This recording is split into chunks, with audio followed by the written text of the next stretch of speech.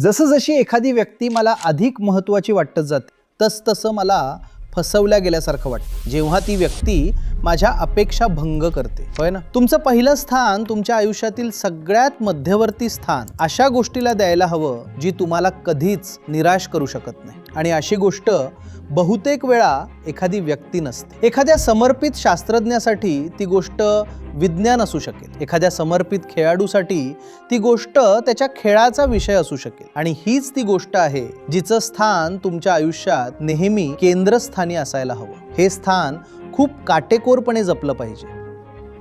इथे जागा शिल्लक नाही. पहिलं स्थान आरक्षित आहे.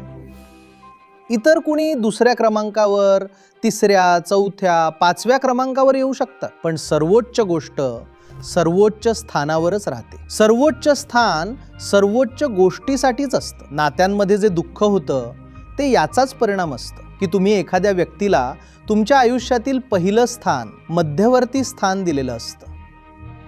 कोणत्याही व्यक्तीचं स्थान तुमच्या आयुष्यात मध्यवर्ती असू नये.